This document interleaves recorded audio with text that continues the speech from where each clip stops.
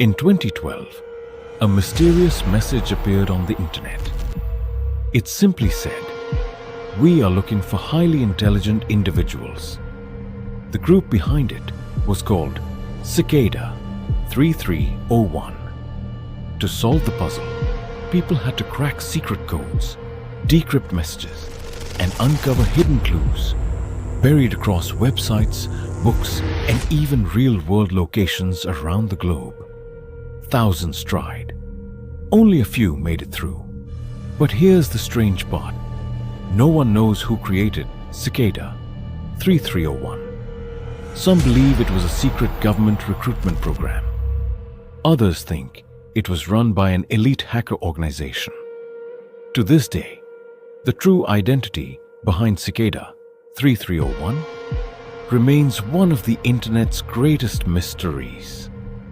What do you think Cicada 3301 really was?